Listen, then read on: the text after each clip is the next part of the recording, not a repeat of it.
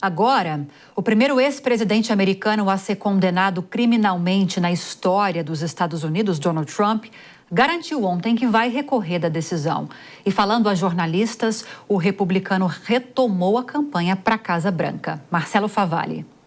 O magnata disse que os advogados têm inúmeros elementos para questionar o veredito do júri do processo penal em Nova York. Trump disse ainda que o julgamento foi injusto e voltou a criticar o juiz Juan Merchan.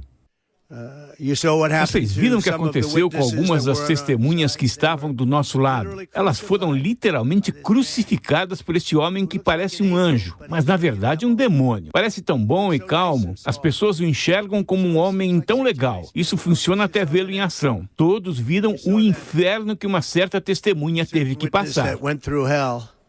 O ex-presidente, de 77 anos, foi declarado culpado das 34 acusações que respondia sobre falsificação de documentos contábeis. Os crimes foram cometidos para esconder um pagamento destinado à atriz pornô Stormy Daniels. A compra do silêncio evitaria um escândalo sexual durante a campanha de 2016. O juiz de instrução, Juan Merchan, vai determinar a sentença em 11 de julho, dias antes da Convenção Nacional Republicana, na qual Trump receberá a nomeação formal do partido para voltar a concorrer à Casa Branca. O magnata conversou com a imprensa por 35 minutos na porta da Trump Tower, o edifício de seu grupo empresarial em Nova York. Ele aproveitou o pronunciamento para reforçar aquela que deve ser uma das principais bandeiras da campanha: o bloqueio de imigrantes ilegais vindos majoritariamente do México. Trump encerrou o pronunciamento chamando seus adversários de doentes e fascistas. O pré-candidato foi embora,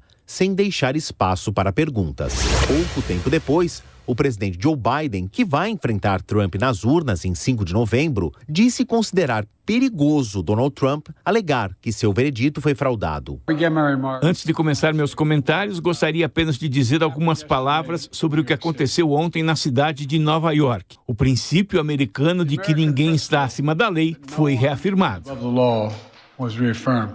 O democrata ainda classificou as palavras do rival como irresponsáveis. Donald Trump was given every opportunity to defend himself. It was a state case. Donald Trump teve todas as oportunidades para se defender. Foi um caso estadual, não um caso federal. Foi ouvido por um júri de 12 cidadãos, 12 americanos, 12 pessoas como você. Com milhões de americanos que serviram em júris, este júri foi escolhido da mesma forma que todos os júris na América são escolhidos. Foi um processo do qual o advogado de Donald Trump fez parte. O júri ouviu 5 semanas de provas e, após deliberação cuidadosa, o júri chegou a um veredito unânime. Eles consideraram Donald Trump culpado em todas as 34 acusações criminais. They found Donald Trump guilty on all 34 felony counts. Mais cedo, nesta sexta-feira, a equipe de campanha de reeleição de Joe Biden já tinha chamado Trump de desesperado e confuso. E nós seguimos falando sobre isso aqui no Fast News, agora com o professor da Universidade Temple e especialista em política dos Estados Unidos, Lucas de Souza Martins. Professor, bem-vindo mais uma vez. Boa tarde. Boa tarde, Lívia. Sempre uma honra falar com você e com os nossos amigos aqui da PAN. Agora, professor, recorrendo ou não da decisão, segundo a reportagem isso vai acontecer, todo mundo está de olho no impacto político dessa decisão do Tribunal de Nova York, né? Embora essa decisão da Justiça não vá mudar em nada as intenções de Trump de continuar nessa corrida pela presidência dos Estados Unidos, ele pode acabar perdendo apoio do eleitor com essa condenação? Lívia, uma característica do Donald Trump é que ele possui realmente um eleitorado bastante cativo, bastante fiel a ele. E esse eleitorado já se manifestou em 2016, em 2020 e vai se manifestar mais uma vez em 2024.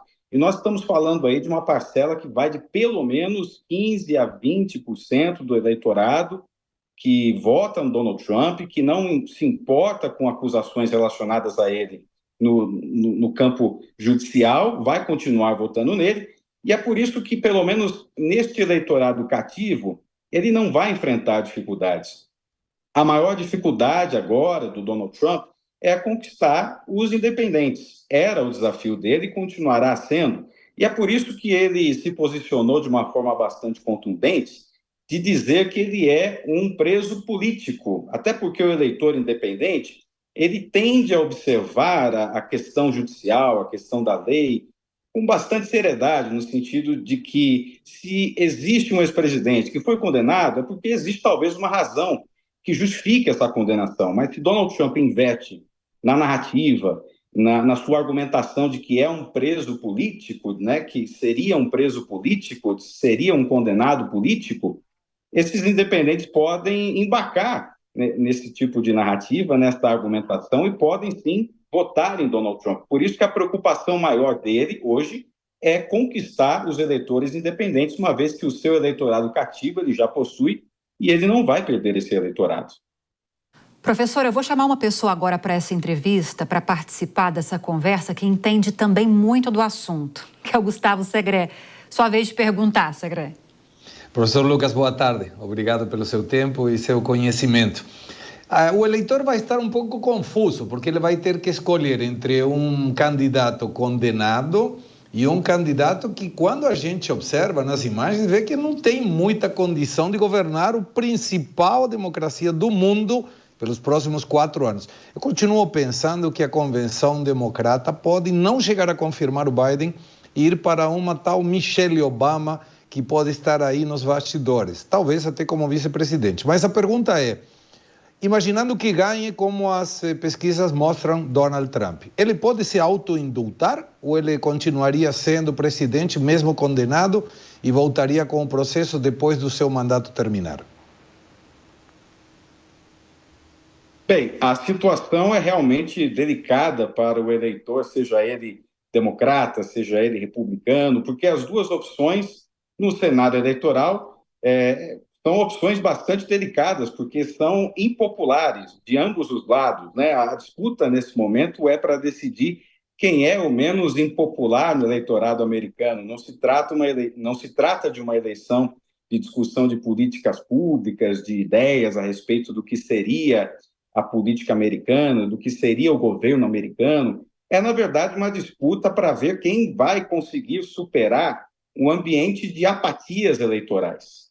Apatias que, por exemplo, os democratas hoje possuem com relação aos posicionamentos do presidente Joe Biden com relação à questão do Oriente Médio, à questão da economia, que ainda afeta o eleitor médio americano, e o Donald Trump, que passa por esses desafios no campo judicial. Ou seja, quando eu falo da importância dos eleitores independentes, eles são, sim, a chave crucial na hora de decidir quem será o próximo presidente dos Estados Unidos ou se Joe Biden seguirá à frente da presidência dos Estados Unidos. Até porque, se esses eleitores permanecerem nas suas apatias, o que prevalece, em definitivo, é o eleitorado cativo de Donald Trump. Até porque, quando nós olhamos para a situação do Joe Biden, né, a coalizão que o elegeu em 2020 como presidente dos Estados Unidos, o que aconteceu ali naquele momento foi que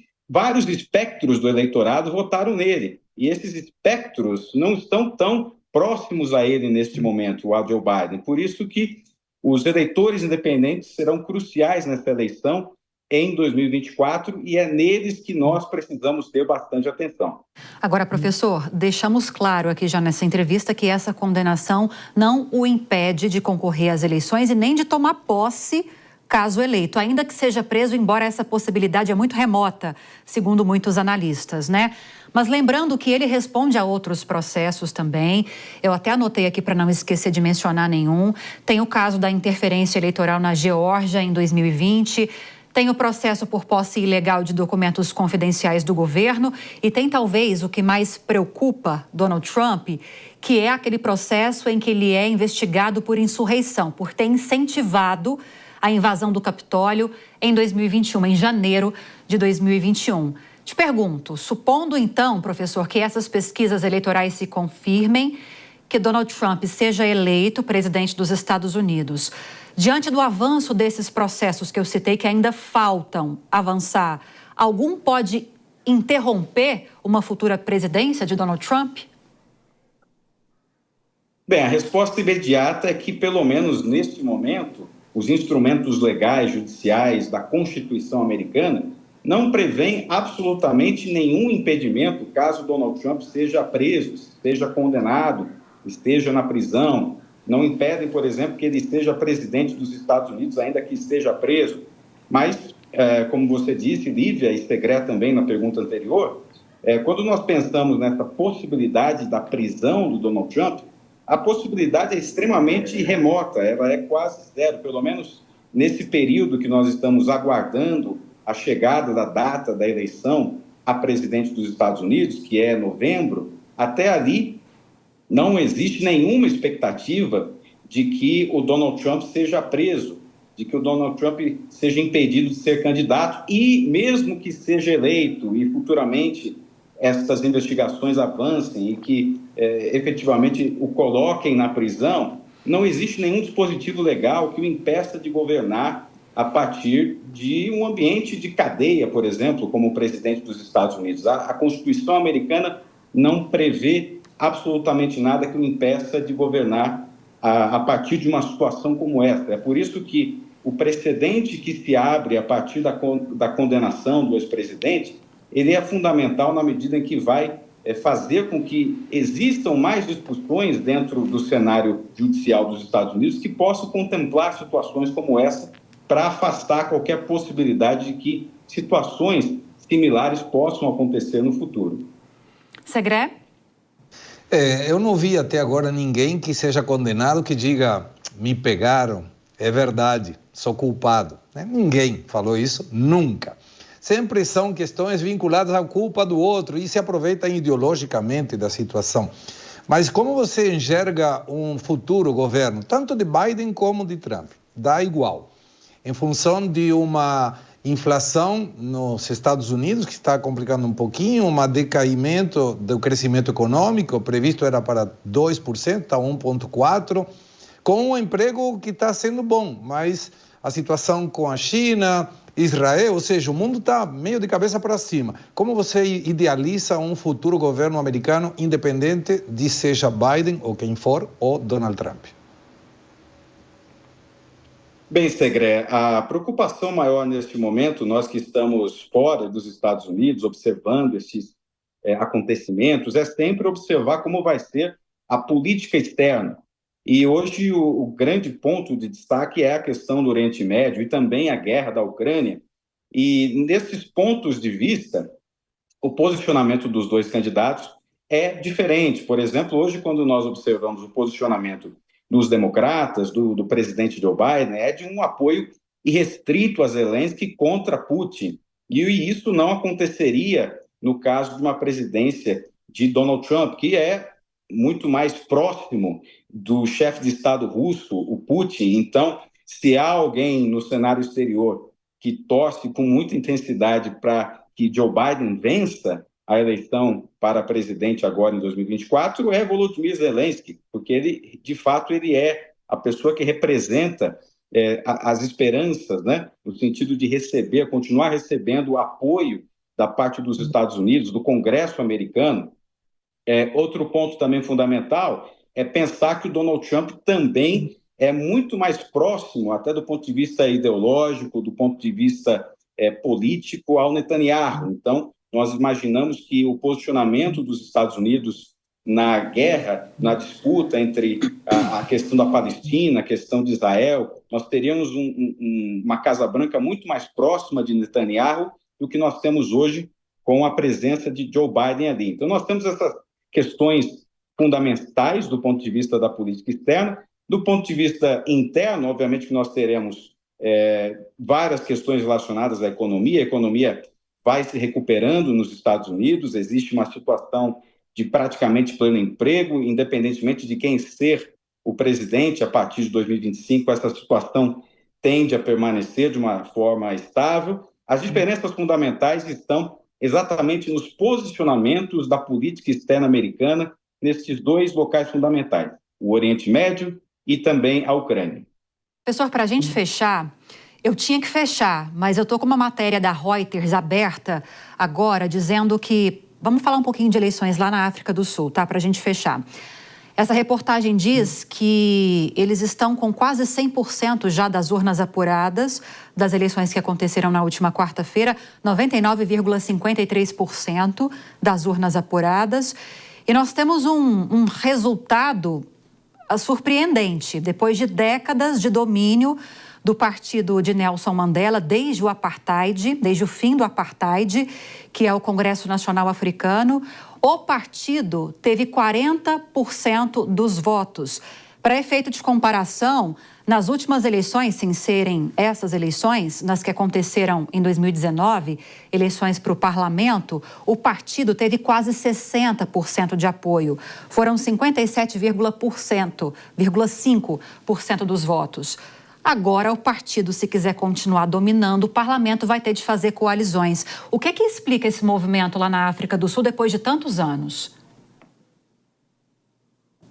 É um processo que nós podemos explicar através de um fenômeno eleitoral e político que se observa não somente nos Estados Unidos, no Brasil, mas que é de desgaste das instituições que passam muito tempo no poder. É o caso, por exemplo, quando nós olhamos para o cenário em Washington, um governo que fica mais de 8 anos no poder, mais de 8 anos na Casa Branca.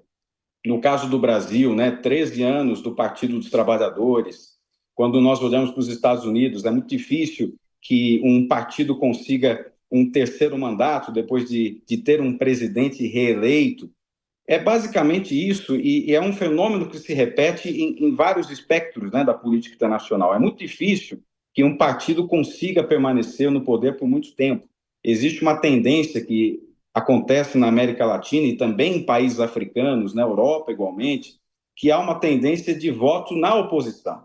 Existe um cansaço eleitoral mundial com relação a instituições, a partidos políticos tradicionais, que não vêm entregando aos eleitores as soluções que eles necessitam. E é por isso que existe uma predileção geral no mundo todo, isso acontece também na América Latina, na África do Sul se manifesta nesse momento, de votar na oposição, de dar chances eleitorais, independentemente de posições políticas, se a oposição representa a esquerda, a direita ou o centro, mas existe, sim, esta constante tendência de predileção de eleitores de votar, sim, nas oposições que não representam partidos tradicionais. Bom, falamos com o professor da Universidade Temple e especialista em política dos Estados Unidos, Lucas de Souza Martins, a quem agradeço muito a participação nesta tarde, professor. Muito obrigada, bom fim de semana. Bom fim de semana, Lívia, um abraço a todos.